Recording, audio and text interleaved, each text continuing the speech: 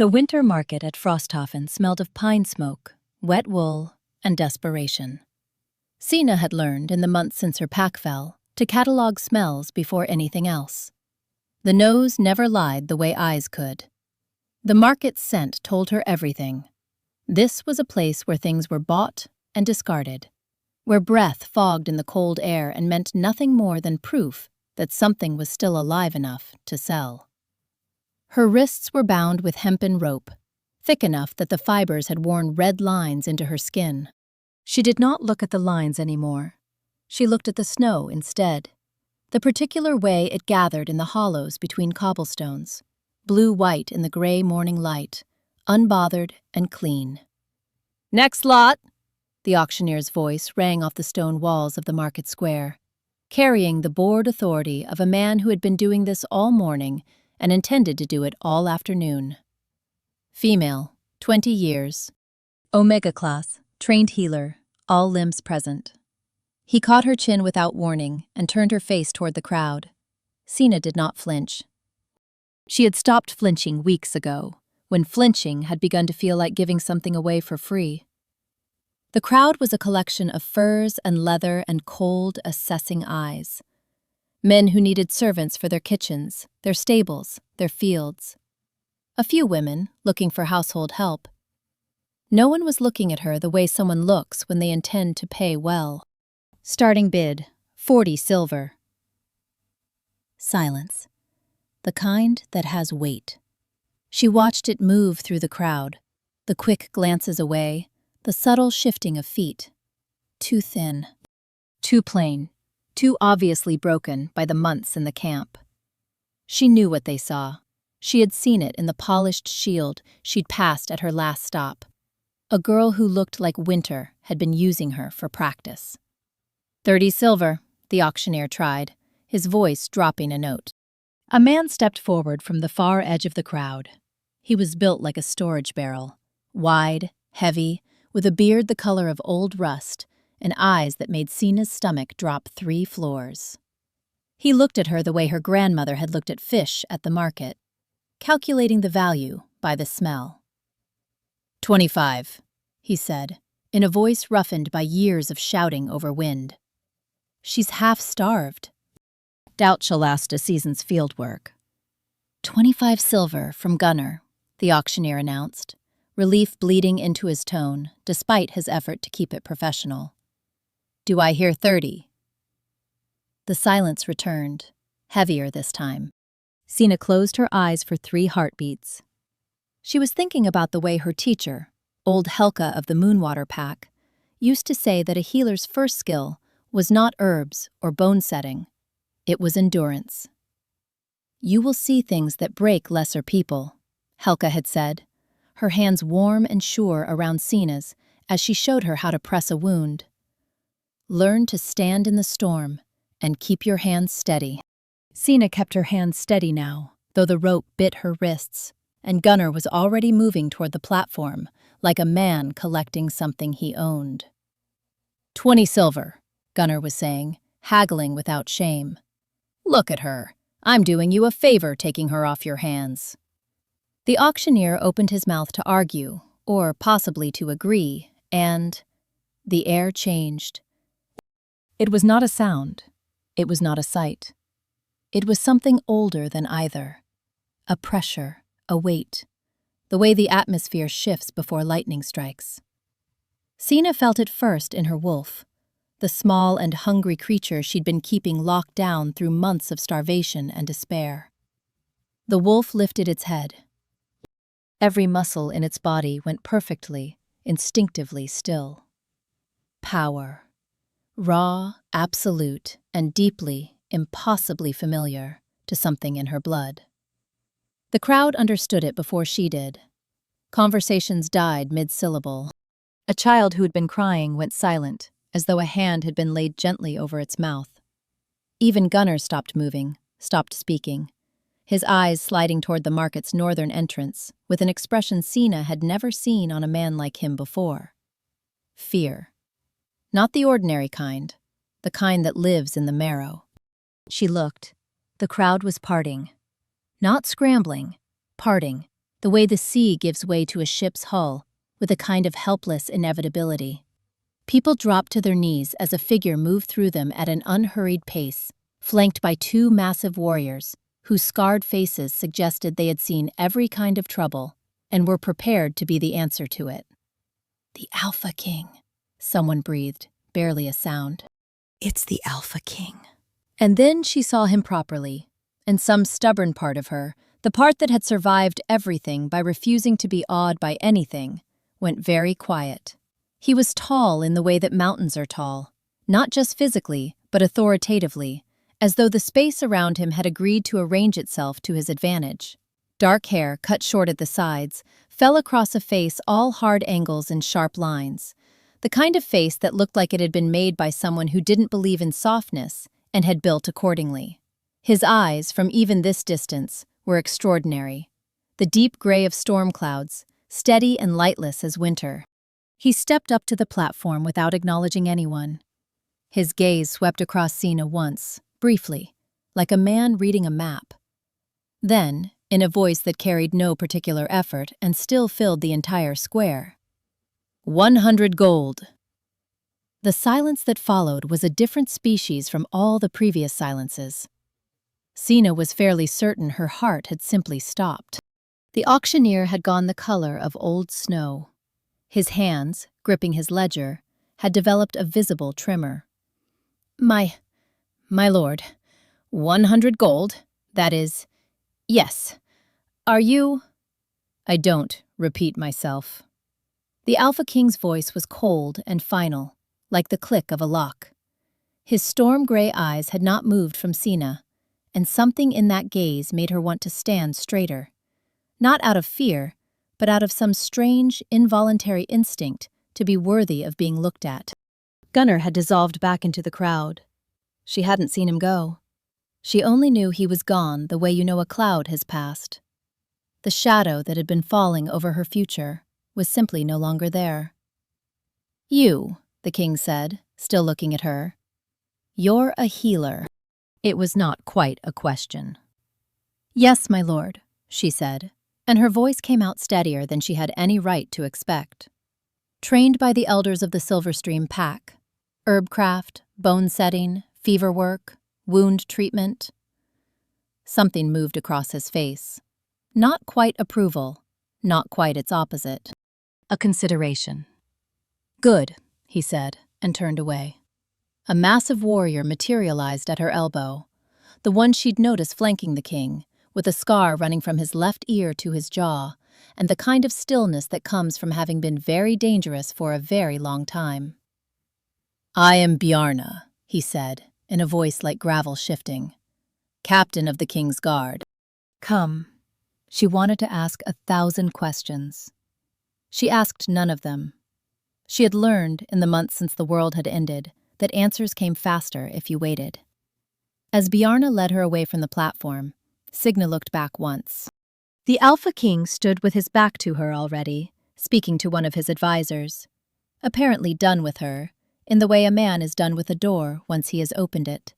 He had paid 100 gold. He did not look back. She was alive. She was not Gunnar's. She had something to offer, her healing, and someone, impossibly, had valued it enough to pay for it. She would be the best healer he had ever seen. She would make it worth every coin. She had to. It was the only plan she had. The road north from Frosthofen took 3 days. Signe had not expected to enjoy any of it, and she was right. The king's warriors moved with the relentless efficiency of men who had been marching since before she was born, and had no particular interest in accommodating a pace that was not their own. The path climbed steadily into the Valdenmoor range, where the pines grew so dense and dark they swallowed the light by midday, and the ground was a shifting mixture of snow, ice, and rocks that seemed personally invested in making every step difficult. Her boots had not survived the slave camp. She was wearing something that had once been boots, but had since become more of a philosophical concept, a suggestion of footwear, increasingly theoretical. By the second day, the soles of her feet had gone from painful to numb, which was, in a grim way, an improvement. Useless Omega, one of the warriors muttered on the evening of the second day, loud enough to carry. King wasted good gold on that one. Should have left her for the snow, another agreed, not bothering to lower his voice. Signe kept walking. She was not going to fall. She was not going to give them that satisfaction. This assortment of large men who believed that contempt was a language only the strong could afford to speak. She fell on the morning of the third day. The path had narrowed to a ledge above a drop that was impressive rather than fatal, and the ice on it was the particular kind that looks like solid ground until it isn't. Her left foot found the exact wrong patch. Her right scrambled for purchase. And then the world tilted sideways and she was down, face first in the snow, and her body, after 3 days and 2 years of too little food, simply declined to get back up. The laughter from the warriors behind her was low and satisfied, the kind men use when something they predicted has arrived on schedule. She pressed her palms against the ice, arms shaking. Get up, get up. Helka would not lie here. Helka would get up. Boots crunched in the snow beside her. Close. She braced for the rough hands she expected, a jerk upright, or worse, the toe of a boot. Instead, arms came beneath her, one under her shoulders, one under her knees, and she was lifted from the ground as though she weighed nothing more than a concern. The scent hit her first, before she'd even processed what was happening. Pine resin and cold iron, and something beneath both, something wild and green and ancient, that made her half-starved wolf lurch to its feet inside her chest, ears forward, suddenly, desperately awake for the first time in months. She turned her head. The Alpha King was carrying her. His face, this close, was harder to read than it had been at a distance, more detailed, more human, more tired. She could see the faint shadows beneath his storm-gray eyes, the tension in his jaw, the way he navigated the treacherous path with complete attention, his footing sure and unhurried. He did not look at her. He looked at the road. He did not speak. He carried her up the mountain. The warriors behind them went very quiet. When the fortress finally emerged from the mist above, a great black shape carved into the mountain itself, all steep towers and iron gates, looking less like a home and more like a declaration.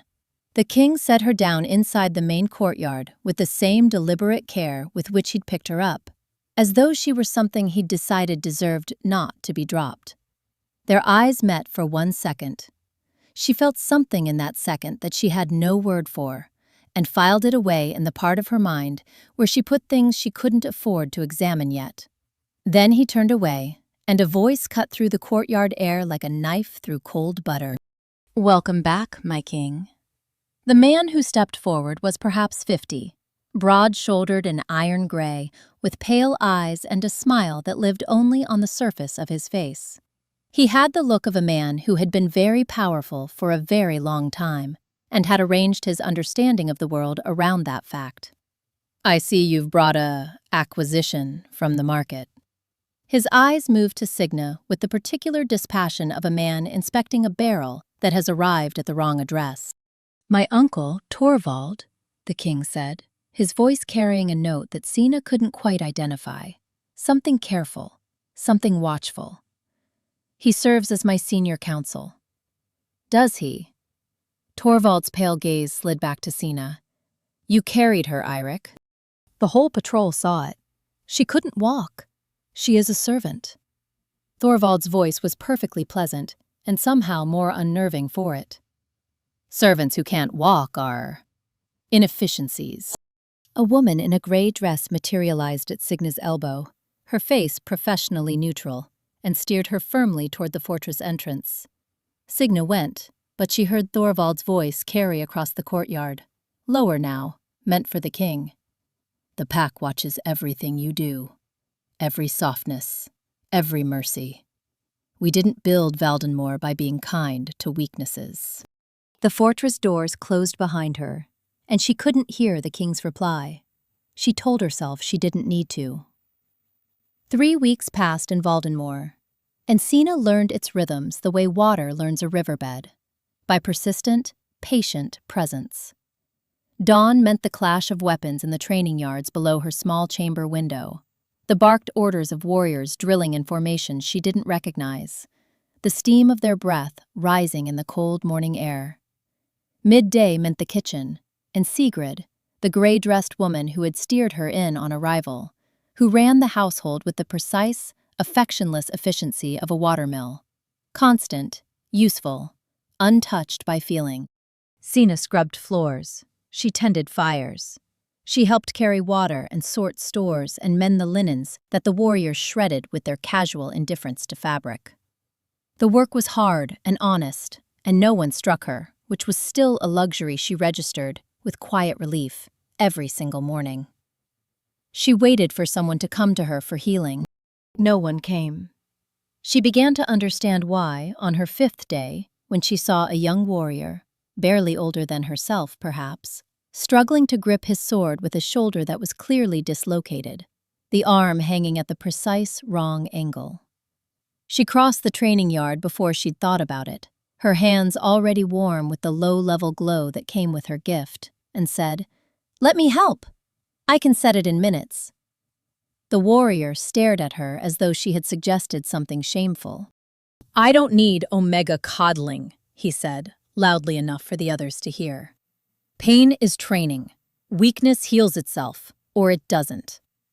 "Your shoulder is dislocated," Signe said. "If you train on it, you'll tear the joint. You'll be useless for months." "Then I'll be useless," he said, and turned his back. She stood in the middle of the training yard while the surrounding warriors watched her with the particular contempt of people who have decided they dislike something and are waiting for it to confirm their opinion. She walked away. She did not run. Running, she had decided some time ago, was a form of permission. The incident repeated itself, in variations, over the following days. A kitchen girl with burned hands, a stable hand with a kicked shin that should have been set but had been wrapped in rags and ignored, a guard with a cut going sour with the beginnings of infection, who told her firmly that real wolves healed themselves and she should mind her work. The confusion deepened into something painful. Why did he buy me? Not for the floors. There were girls who'd scrubbed these floors before her. Not for the fires. Not for the mending. She cornered the opportunity on the 11th day, when the king was crossing the great hall with a company of advisors, and she happened to be cleaning the far end. Her heart kicked twice in her chest when she saw him, something it had developed an unfortunate habit of doing in his vicinity, and she stepped forward before she could think it all the way through. "My lord." The company stopped. The advisors turned to look at her with the expressions of men who have found something unexpected in their soup. The king's storm-gray eyes found her, briefly, then moved away. "You have a question?" he said, not quite asking. "I do, my lord. I was brought here as a healer, but no one will let me heal. I wondered if—" "The Omega has forgotten herself," one of the advisors said, stepping forward, his face the color of something left out in the cold too long. "She doesn't speak without being addressed, and she certainly doesn't—" "I addressed her," the king said, without particular inflection. The advisor went quiet. The king looked at her properly then, the full weight of that storm-gray gaze, steady and unwavering. Something in her chest made a small, involuntary sound that she hoped had not been audible. "Come to my study, after the evening meal." He walked away. The advisors followed. The great hall felt very large and very quiet. Signe went back to cleaning the floor, pressing her palms flat against the cold stone to stop them trembling. That evening, Bjarne led her up a staircase she hadn't been on before, through corridors lit by iron-bracketed torches that threw amber light across the black stone walls, to a door of dark oak reinforced with iron bands. Inside was warmth. She hadn't expected warmth, not the physical kind, but a quality of it. The room had the feel of a place that had been lived in rather than occupied, a fire burning in a hearth large enough to walk into. Shelves of rolled maps and leather-bound records, a table scattered with reports and a cup of something still steaming. Heavy wool tapestries on the walls, depicting landscapes she didn't recognize, fjords and pine forests and the ocean in winter. The king stood at the window, his back to her, looking at nothing visible through the dark glass. He'd shed his formal armor for simpler clothes, dark wool, practical cut, and something about the removal of armor made him look both more ordinary and somehow more dangerous, the way a sword is more alarming on a table than it is on a belt. He turned when he heard her. She dropped her eyes. "You may look at me," he said. She looked up, found his eyes, looked slightly to the left of them. "Sit." She sat in the chair nearest the fire and tried to look like a person who sat in the private study of the most powerful Alpha King in the Northern Territories. Every day, no particular trouble. He remained standing.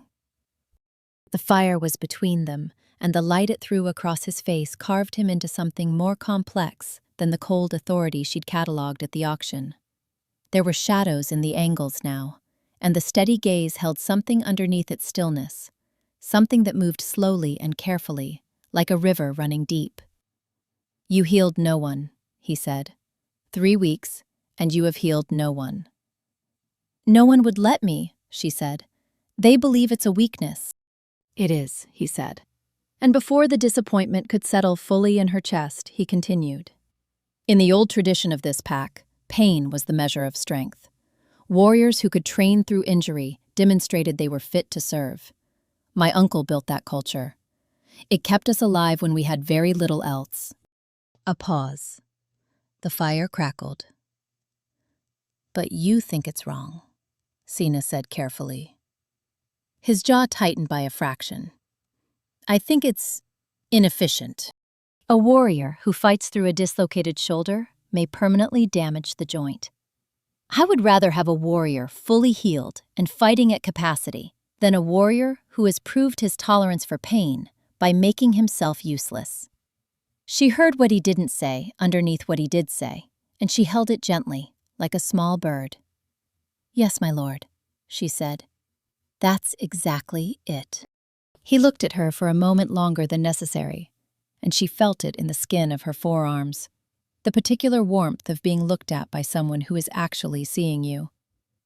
"You will be permitted to offer healing," he said finally, "in cases of genuine need, not minor discomfort. I will not have the warriors thinking I've gone soft, but genuine injury, where permanent harm is the alternative. That is where I want you." "Yes, my lord." "My uncle will disagree." His voice was careful. "Avoid him where you can. He has strong views about the old ways." "I understand." She rose to leave. She was 3 steps from the door when he said, "Signe." She turned. His expression was, she searched for a word and found only complicated. Like a man who was used to closing doors, who had found himself holding one open, and was not entirely sure when that had happened. "Thank you," he said, "for surviving the market, for making it up the mountain." She didn't know what to say to that. She said nothing.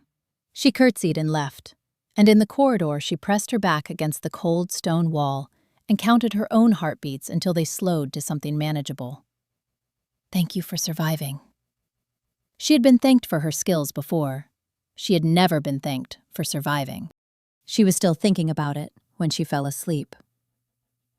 2 days after the meeting in the study, Signe was crossing the training yard with a bundle of mending when she heard the sound. It was not dramatic. It was the sound of something going wrong at speed. A grunt, a crack, a scream cut off too fast. The way screams cut off when shock overrides pain for one horrible second before pain reasserts itself with interest. Astrid was 17, Signe had learned, and the fiercest of the younger recruits. And she had caught her foot in a rope during an aerial combat drill and fallen from a height that made everyone watching go briefly pale. The leg was wrong in a way that left no room for interpretation. The snow beneath her was already changing color. Signe was moving before she'd made a decision about moving. She dropped beside Astrid, and her hands were already warm with the gold-white light of her gift, pressing against the injury, reading it the way Helga had taught her. Feel where the damage is. Follow the bone's memory of what it should be. Guide it home. The pain in Astrid's face went from screaming white to confused white to nothing. And then the girl was staring at her own leg with the wide-eyed bewilderment of someone who expected devastation and received a miracle. "How dare you!" Thorvald's voice came from directly behind her. Signe kept her hands where they were until she was certain the healing was complete. Then she rose, turned, and met Eirik's uncle with the particular stillness of a person who has decided not to be afraid of a thing, even if they genuinely are. Thorvald was incandescent, not shouting. Worse, the kind of fury that has moved past heat into something cold and structural, a rage that has been building long enough to become load-bearing. "You," he said, "have undermined everything this pack stands for. You have stolen from this girl the chance to earn her worth through her own strength." "She would have bled out in minutes," Signe said quietly. "The bone was through the skin. Then she would have died as a warrior dies." "She's 17. That's irrelevant. Enough." The single word fell from the balcony above like a stone into still water, and every person in the training yard felt the ripples. Eirik stood at the rail above, one hand resting on the iron, storm-gray eyes moving from his uncle to Signe to Astrid, who was now sitting up, flexing her perfectly healed leg with an expression of profound wonder. He came down the stairs in no particular hurry, the crowd parting automatically, and stood between Thorvald and Signe in the way that tectonic plates stand between continents. "She is more useful whole," he said to his uncle, in the quiet voice he used when he wanted to make very clear that the discussion was over. "She returns to training tomorrow. The matter is done." Thorvald's pale eyes burned. "Nephew," he said very softly, "you are being changed. You don't see it yet, but I do." He walked away. The crowd dissolved. Signe exhaled. When she looked up, Eirik's eyes were already elsewhere, watching his uncle's retreating back with an expression she couldn't read, something complicated moving behind the storm gray. He didn't look at her. But as she walked past him toward the fortress, she felt the slight shift of his weight. A fraction turned in her direction, a presence behind her that felt, absurdly, like a hand at her back. He said nothing. Neither did she. She thought about it for the rest of the day. 3 weeks later, Eirik rode to war. The morning of his departure was gray and iron cold, the sky the color of old chainmail, and the entire fortress gathered in the courtyard to watch the king lead his forces out through the great gate. He sat his horse, a black destrier that matched him in temperament and was indifferent to most humans, with the absolute settled authority of someone who had been going to war since before it had stopped feeling dangerous, and had simply made peace with the fact. Signe watched from the battlements with Sigrid beside her. "He'll be back," Sigrid said, which was not quite comfort but was, from Sigrid, approximately as much as she gave. "I know," Signe said, which was not quite what she meant. He didn't look for her in the crowd before he left. She had not expected him to. She watched the gate close behind the last of his warriors and stood in the cold for a moment longer, feeling something she had no clean name for, a hollow space where a weight had been, like the air after a sound has stopped. Then she went back to work. In Eirik's absence, something unexpected happened in Valdenmoor. It started with Leif, the stable boy, who came to her the evening after the king's departure with an infection in his hand that had been ignored for 10 days and had reached the point where ignoring it further would cost him the hand entirely. He came to her door in the dark, nervous and furtive, glancing down the empty corridor before he knocked. "Please," he said when she opened the door. That single word. She healed him. He went away with tears on his face that had nothing to do with pain and everything to do with relief. Word moved through the fortress like water through stone. slowly, persistently, finding every crack. The servants came first. A kitchen maid with a burn she'd been hiding. A seamstress with 3 broken fingers wrapped in linen and set wrong. An elderly groom whose back had been giving him trouble for years. Signe healed them all and told herself it was within the spirit of Eirik's permission, if not its letter, and tried not to think too hard about Thorvald's face. Then, slowly, tentatively, the younger warriors began to come. Not the senior men. They held their pride like their swords, close and constant.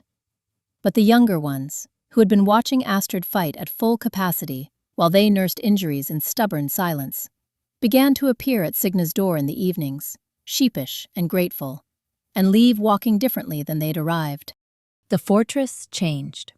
It was subtle at first, a laugh in a corridor that didn't die immediately when someone walked past.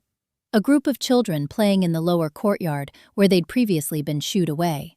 The sound of someone humming in the kitchens. Then, less subtle, a trainer who helped a fallen recruit to his feet instead of stepping over him. A warrior who brought a younger one hot broth after a hard session without being asked. Signe moved through it all and felt something unfurl in her chest that was very close to happiness. She missed him. The realization arrived one evening when she was sitting in the great hall and caught herself looking at the chair at the head of the table where Eirik sat at meals. She had been looking at it, she realized, for some time. Foolish, she told herself firmly, and went back to her mending. The horns came 3 weeks into his absence, at the kind of dark hour that belongs to bad news. Not victory horns, she knew those, had heard them twice in the weeks before his departure. These were different, urgent, short, the pattern the fortress used for emergency. Now, come. She was at the gate before most of the household, her healer's bag already over her shoulder, because that was the kind of thing a healer's body did before the healer's mind had finished waking up. 3 riders. Their horses were at the limit of what horses could do and still be standing. The second rider was being held in his saddle by the first. The second rider was Halvard. She recognized him by the armor even before she saw his face. Eirik's battle brother and senior war captain, who had always looked at her with a particular wariness, as though she were a problem he hadn't yet found a solution to. His left side was dark with blood, and even from 10 feet away, she could feel the fever radiating off him like a second heat source. Silver-tipped blade, probably. The wounds were fighting healing. His wolf couldn't manage alone. And then Eirik dismounted, and she forgot about Halvard for exactly 2 seconds. He was unhurt. She clocked that immediately, the healer in her doing the swift, involuntary inventory. But he looked like a man who had been awake for days and fighting for most of them. And something in his eyes when they found her in the crowd was so unguarded, so purely relieved, that her chest did something complicated. Signe. Just her name, but the way he said it. Here, she said, already moving toward Halvard. How long? 6 hours since the wound. Silver on the blade. He was beside her as she reached Halvard, his voice low and rapid with the efficiency of a man who was used to managing emergencies by stripping them down to their essential facts. He needs... I know what he needs. She looked up at him, and something in their proximity caught them both. They were standing closer than they'd ever stood before, close enough that she could see the exhaustion in the lines around his eyes, the dried mud on his jaw. Can you get him inside? Somewhere warm, good light. They took Halvard to the healer's room off the main corridor, a room that had been storage when she arrived, but that Sigrid had quietly helped her convert over the weeks into something functional. Signe lit the lamps while Eirik and Bjarne got Halvard onto the table, and she laid out her tools, her hands already warm with the preparatory glow. You should leave, she said. This will take time, and it's easier without... I'll stay. She looked at him. He was leaning against the wall beside the door, arms folded, watching her with that steady, unreadable gaze. He is my brother in all but blood, he said simply. I will stay. She turned back to Halvard and said nothing, and he said nothing, and the room settled into the quiet particular to places where difficult things are being done carefully. The wounds were bad. Silver-tainted blades were specifically designed to interfere with a wolf's healing capacity, and Halvard had taken two, one along the ribs, one across the shoulder where the sword had found the gap in his armor. The fever was the silver working in his blood, the wolf fighting it but losing ground. Signe worked. She worked the way Helka had taught her, methodically, calmly, in conversation with the wound rather than in battle against it. Cleaning first, hot water, the herbs from her bag that smelled of pine, and something cleaner, her hands checking the depth and direction of each cut. Then the healing light, gentle and persistent, pushing back against the silver's corruption in the blood, coaxing the wolf's own capacity back online. Halvard slipped in and out of consciousness. When he was aware, he looked at her with the glazed focus of a man who has decided to be grateful despite everything. "She's not so bad," he said at one point, to no one in particular, and then went under again. Signe heard Eirik make a sound in his throat that might, in a different context, have been called a laugh. An hour in, she became aware that she was cold. She'd been focused on the work entirely, and only now noticed that the room's fire had burned low, and she'd been kneeling beside the table long enough that her own warmth had leached away into the stone floor. Her hands were shaking slightly, not from the healing, but from being very cold for a long time. She heard movement behind her, then something settled around her shoulders, heavy and warm, carrying the scent of pine and cold iron. His cloak. She stilled.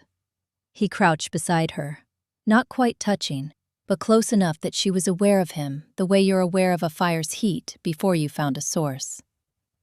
"You're cold," he said, very quietly. Not an accusation, just an observation. "I'm fine." Her voice came out lower than she intended. "Your hands are shaking." He reached past her to add another log to the small fire, and his arm brushed hers.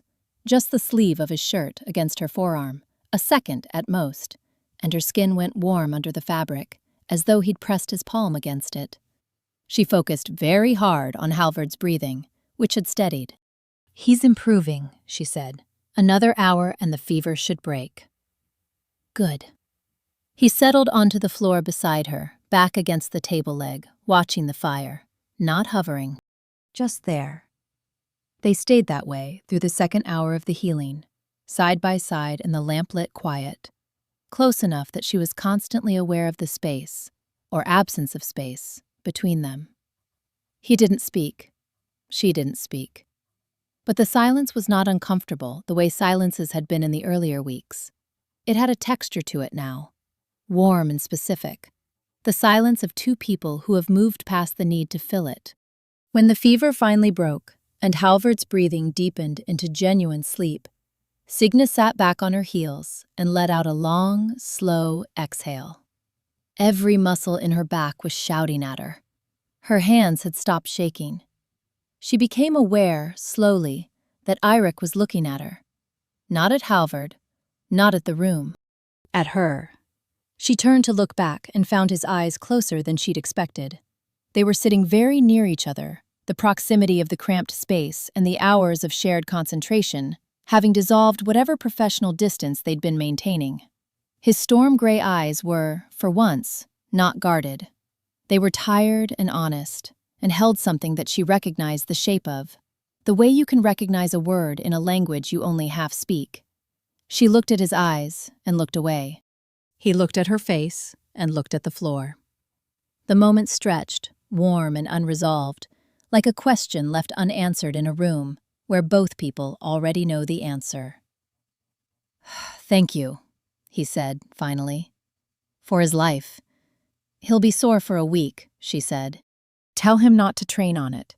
He won't listen." "I know. Tell him anyway." The corner of his mouth moved.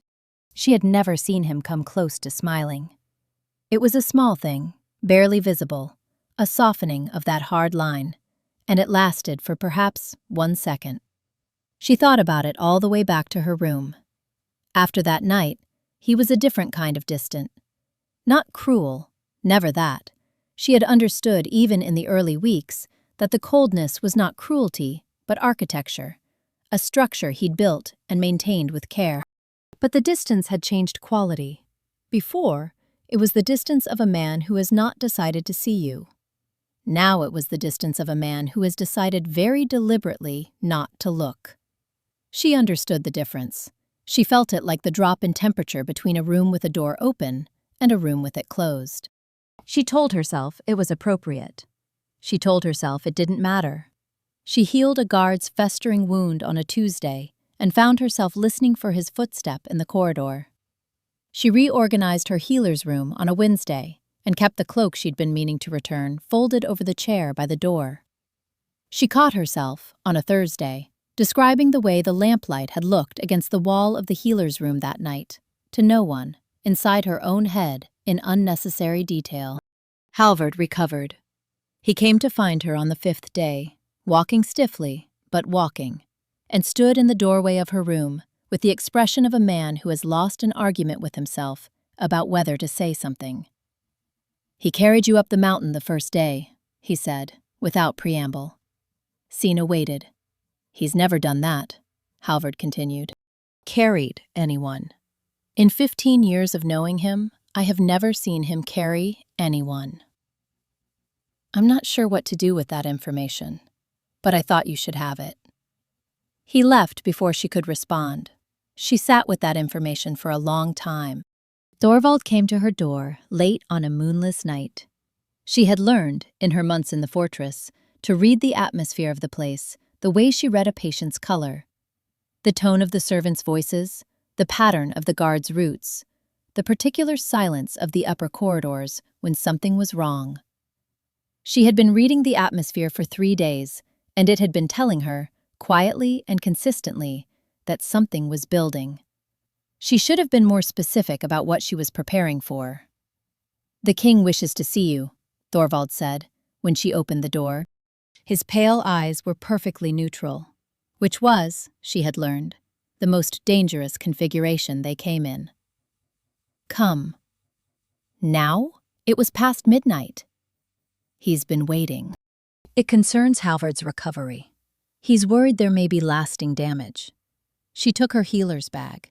He led her down through the fortress, past the level of the great hall, past the servant quarters, down stairs that grew colder and damper with each landing.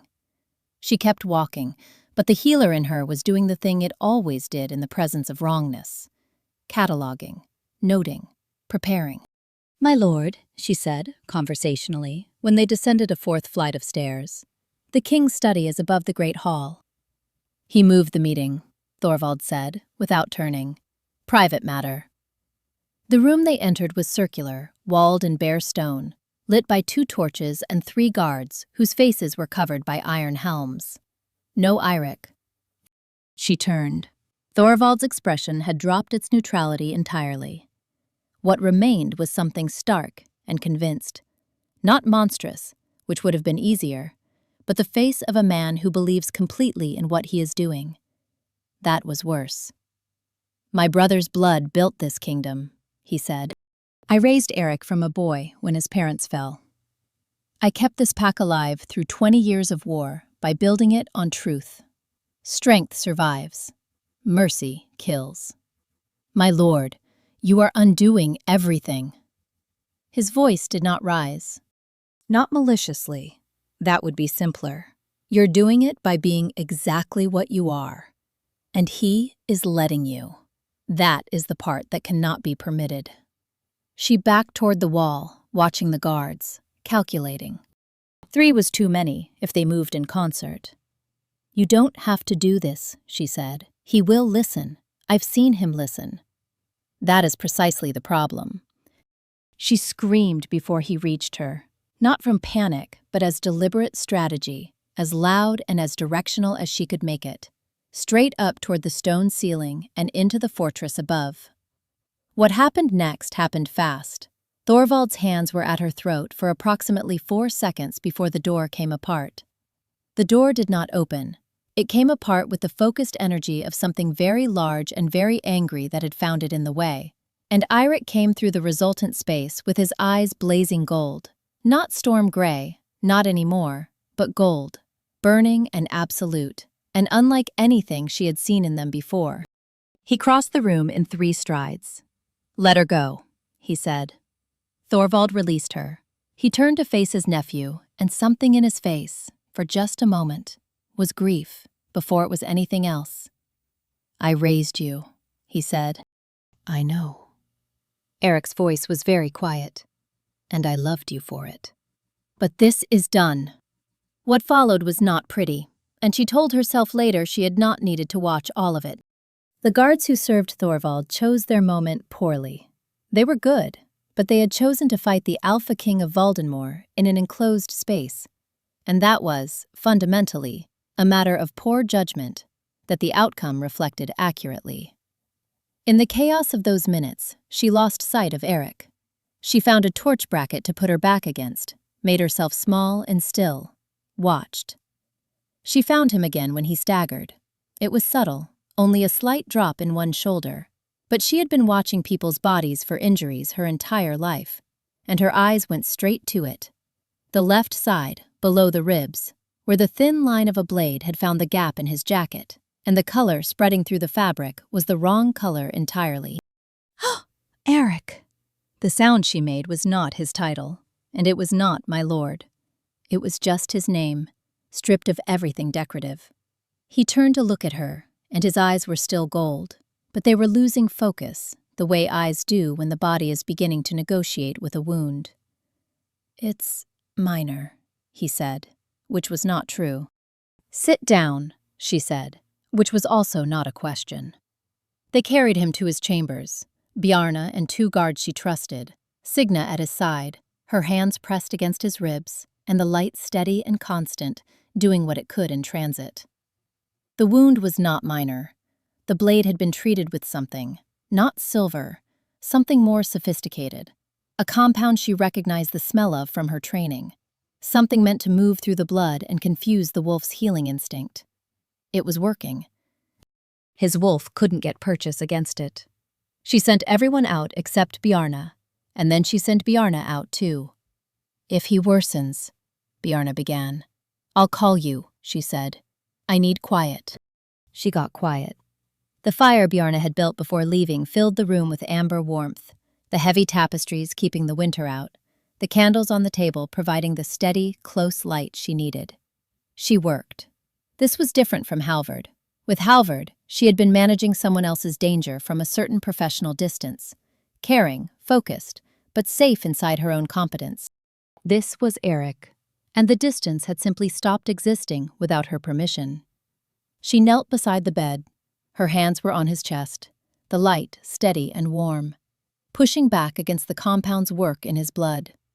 She could feel the wolf in him, that ancient, massive thing, the source of all that terrible authority, fighting in its particular, silent way, stubborn and persistent. "You are not allowed to die," she said, very quietly, to the room in general. "You paid 100 gold. I haven't been worth it yet." He didn't respond. His breathing was shallow and uneven.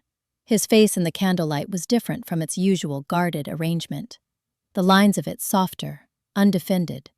And she looked at him more directly than she'd allowed herself in all the months since the market, the full, honest looking that she'd been rationing. He was beautiful in the way that old things are beautiful, because they have survived. She had noticed, early on, the scar along his jaw and the one on his left hand, where something old and significant had happened. She had noticed the way he moved through a room, the particular way his presence redistributed the attention of everyone in it. She had been noticing him, quietly and consistently, since the moment he'd stepped through the crowd in the market square and said 100 gold, and everything in her wolf had gone absolutely still. "I know," she told him, in the low voice she used when patients couldn't hear her, but she spoke anyway, because Helka had taught her that healing worked better when you spoke to the person and not just the wound.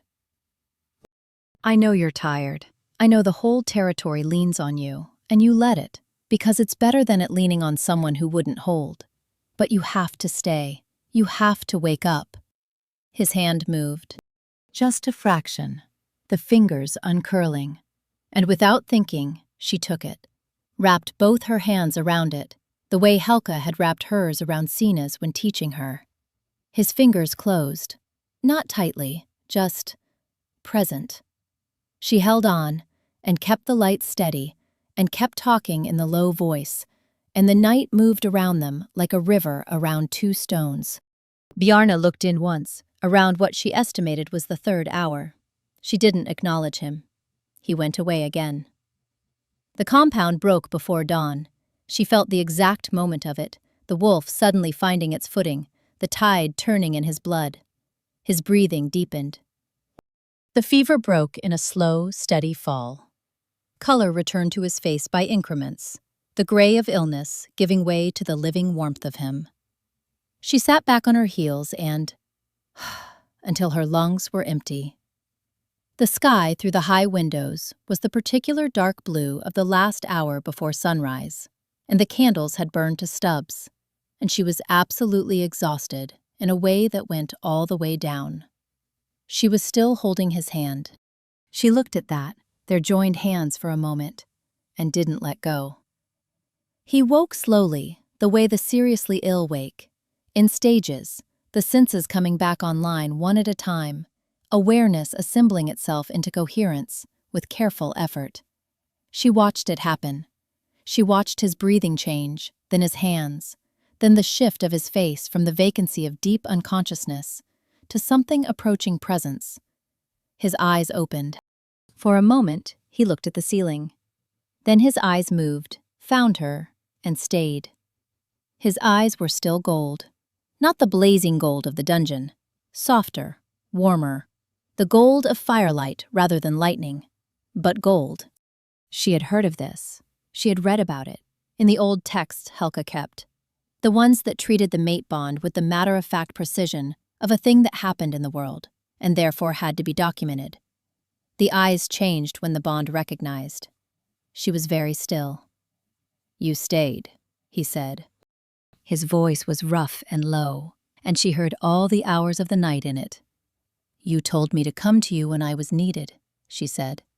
This seemed to qualify. "I thought—" He stopped. Tried again.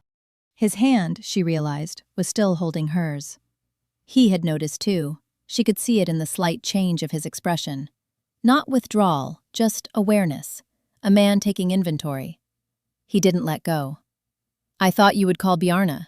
Hand the work off." "He can't do what I do," she said simply. Another pause. The fire had died to embers, and the room was growing lighter as the sky outside shifted toward dawn. In the growing light, his face was very clear. "I have been—" He stopped again, in the manner of someone who is very careful with words and has found himself trying to say something that doesn't fit the usual containers. "I have been aware," he said finally, "for some time, that the way I think about you is not the way I think about other people in my household." Her heartbeat was doing something complicated. She kept her expression steady. "That is not," he continued, "a comfortable thing to be aware of, given the situation." "No," she said. "I don't imagine it is." "You're supposed to argue," he said, "and tell me you don't know what I mean." "I know what you mean," she said, quietly. The gold in his eyes deepened. He reached up, slowly, with all the deliberateness of a man who has made a considered decision, and his hand found her face, his thumb tracing along her cheekbone in a touch so careful, it felt like something being said for the first time. "I'm still your king," he said. "I know. And you are still—" He stopped, and the line of his jaw changed, and she knew, in that moment, the nature of the wall. Not the cold authority, not the architecture of necessary distance, but something older and more private. The small boy who had watched everything burn, who had learned that the things you are gentle with are the things that can be taken from you. "I know," she said again, more gently. "Eirik," he said. "My name is Eirik." The intimacy of it moved through her like a warm tide. "I know that too," she said. His hand was still on her face when he drew her forward, and when he kissed her it was careful. The way you are careful with things you have decided, after long deliberation, you do not intend to lose." She kissed him back, with both hands holding his, and outside the high windows the sky turned from deep blue to pale gold. And somewhere in the fortress below them, a door opened, and the morning sounds of Valdenmoor began. Spring came to Valdenmoor, like a slow argument won, gradually, then all at once. The training yard still rang with weapons and the shouts of warriors, but laughter had taken up permanent residence in the corridors, and the children who had once crept through the fortress as though apology were their native language, now ran through them with the cheerful disregard for authority that children use when they feel safe. Astrid trained at the rank of full warrior now, and she trained harder than anyone, not to prove she didn't need healing, but because she was healthy and rested, and had discovered that her actual capacity was significantly greater than the capacity she'd had while fighting through unhealed injuries. She had told the younger recruits, with the matter-of-fact authority of someone reporting observable fact. The Omega healer makes you stronger, not weaker. Anyone who says otherwise is afraid of being wrong. Halvard said nothing, but he had stopped looking at Signe like a problem in search of a solution. And once, just once, in the corridor near the healer's room, he had paused as she passed and said, with the brevity of a man for whom such things do not come naturally, "He's better. You'd know better than I would, but he's better. Thank you," and walked away before she could respond. Sigrid had taken it upon herself to expand the healer's room into the larger chamber beside it, without being asked, and without explaining herself beyond a single comment that a proper workroom needs proper space. She had also taken, without comment, to ensuring that a warm meal appeared in the healer's room at the appropriate hour, whenever Signe was likely to forget to go and eat one herself. Eirik moved through his kingdom differently. Not softened, that was not the right word, and she would have argued with anyone who used it. He was the same king, decisive, absolute, the pack running on the particular frequency of his authority as water runs downhill, because it's the only direction gravity allows. But there was something new in the way he moved, something that hadn't been there in the cold months, a groundedness, an ease, a quality of a man who is holding something he values and trusts himself to hold it. He came to the healer's room in the evenings sometimes. They talked about the pack, about the new training methods Halvard had quietly begun implementing, about the trade routes to the south and the political implications of the King of Valdenmoor having developed an interest in maintaining healthy alliances, rather than simply demonstrating the inadvisability of being his enemy. He asked her opinions. He didn't always agree with them. She didn't always want him to. On a morning in early spring, when the snow had begun its retreat from the lower slopes, and the first green things were pushing up through the mud of the lower courtyard, with the stubborn optimism characteristic of things that have been cold for a long time and are done with it, Eirik called the pack together in the main yard. Signe stood at the edge of the crowd, an instinct still toward the margins, until a hand found hers, warm and certain, and drew her forward.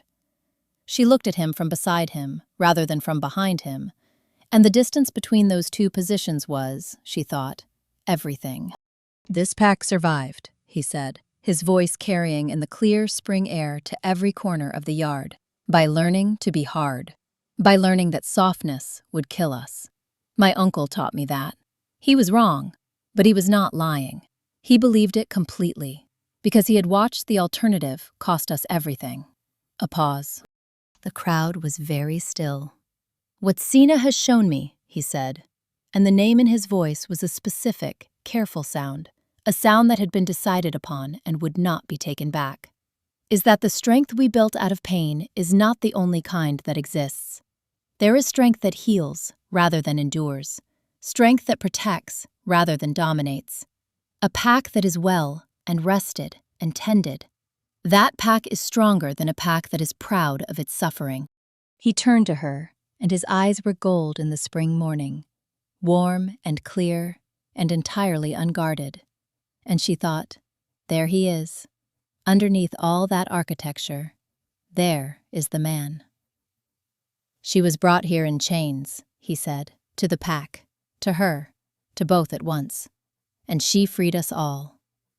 Later, when the yard had dispersed into the ordinary noise of a fortress going about its mourning. She stood with him in the space they'd made, the spring air soft around them, the smell of mud and green things, and the distant cold of the mountains. That was a great deal, she said. Was it wrong? She thought about the market square, the cobblestones, the cold, the hemp rope, the sound of the crowd not bidding on her, the way the whole day had felt like a long fall, until a voice had said 100 gold, and the fall had stopped. No, she said, it wasn't wrong. His hand was warm around hers. Above the fortress, the sky was very blue.